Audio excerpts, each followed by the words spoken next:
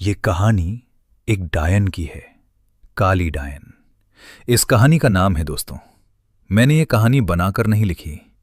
ये कहानी एक सचमुच की घटना है जो कि मैंने अपनी दादी से सुनी है और बहुत पुरानी है। कुछ लोगों का मानना है कि भूतों का कोई अस्तित्व नहीं होता है। आप लोग जानते हैं, भगवान का अस्तित्व होता है, तो भूतों का क्यों नहीं? सभी ने रामायण और महाभारत जैसे ग्रंथों में पढ़ा या किसी से सुना होगा कि भगवान जब इस धरती पर थे तब भी भूत पिशाच हुआ करते थे। भगवान निराकार है। निराकार का अर्थ होता है जिसका कोई आकर नहीं होता।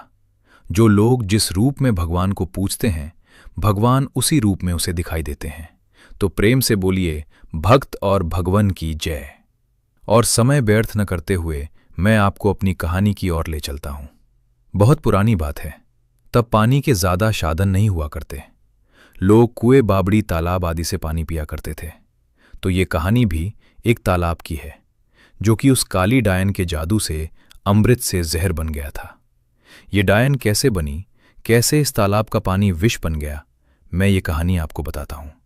एक गांव में एक औरत के कोई बच्चा नहीं था। वो औरत गांव के मुखिया की पत्नी थी। उसके शादी को काफी समय हो गया था। सब लोग उसे बांझ कहा करते थे। सारे गांव वाले उसका मुंह भी नहीं देखना कहते थे। कहते थे कि इसका मुंह देख लिया तो पूरा दिन बेकार चला जाएगा। पर मुखिया की पत्नी थी, इसलिए लोग थोड़ी बहुत बातचीत कर लिया करते थे। एक दिन गांव में एक फकीरा बाबा भिक्षा मांगते हुए आ पहुंचता है। तो वो बातों ही बातों में उसका हाथ देखने लग जाता है और कहता है, आपको बच्चा नहीं है ना? वो बोली, आपको कैसे पता चला? वो बोला, हम हस्तरेखा में निपुण हैं और हाथ देखकर ये बता सकते हैं कि क्या होने वाला है, क्या होगा। वो बोली, अच्छा तो ये बताओ कि मेरे बच्चा कब होगा? तो उसने कहा, आपको भगवान ने बच्चा तो नहीं दिया, पर मैं एक रास्ता बताता हूं, वो सुनो। अमावस्या की रात को किसी एक ऐसे लड़के की बलि पीपल के पेड़ के नीचे दो जो अपने माँ बाप के एकलौता पुत्र हों, और उसके खून से अपने बाल धोना। फिर कहना, ए प्यासी आत्माओं, ये बलि मेरी तरफ से स्वीकार करो और मुझे एक पुत्र दे दो। एक लोटे में उस कुएं का पानी भरकर उसमें उसके शरीर की 2 बूंद मिलाकर खुद पी लेना और उस लड़के के सिर के बाल अपनी साड़ी की गांठ में बंधे रखना, तो यूं में अवश्य एक पुत्र पैदा होगा। इतना कहकर वो वहां से भिक्षा लेकर चला गया। उस दिन के ठीक 3 दिन बाद अमावस्या थी। उस औरत ने वही किया जो उस बाबा ने बताया था। उसने अपने देवरानी के लड़के की बलि दे दी और खून की 2 बूंदें पानी में मिलाकर खुद पी लिया और उस सिर के कुछ बाल को काटकर अपनी गांठ में बांध लिया और बिना पीछे मुड़े अपने घर आ गई। सुबह गांव वालों को पता चला कि मुखिए के भाई के बेटे को किसी ने मार के वहां फेंक रखा है। जब ये बात मुखिए और उसके भाई ने सुनी तो वो नंगे पैर दौड़ पड़े। धीरे धीरे सारा गांव इकट्ठा हो गया।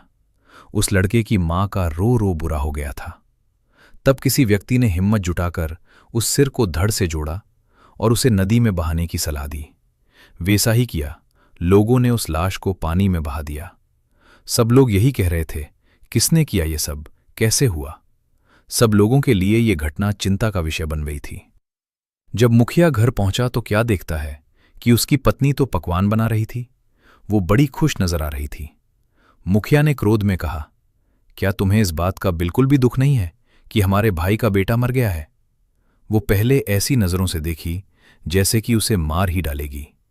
फिर कहने लगी, लड़का उसका मरा है, मेरा नहीं, मैं क्यों शोक मनाऊं?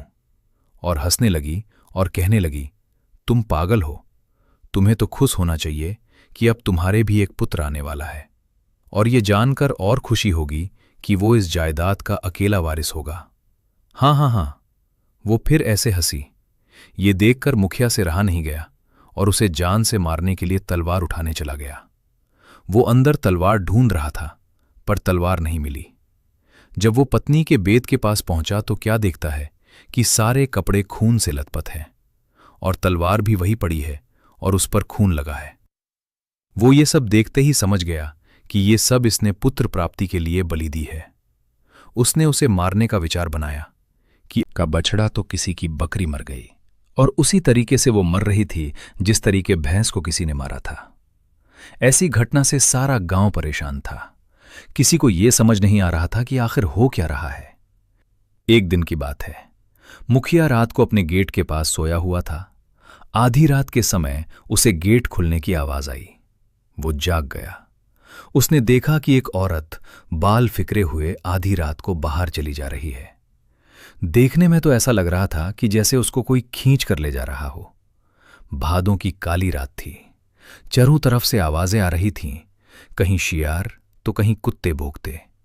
ऐसा लग रहा था उसे कि जैसे ये रात जाने क्या कयामत ढाएगी। अचानक उसे एक गाय के बछड़े के रम्हाने की आवाज आई। वो समझ गया, हो न हो यही सारे गांव की बर्बादी का कारण है। मुखिया के दिमाग में एक आइडिया आया कि क्यों ना मैं चलकर देखूं कि ये कहां जाती है। वो उठकर चल दिया। उसने आगे चल के क्या देखा कि पड़ोसी के गाय का बछड़ा का कटा हुआ मुंड पड़ा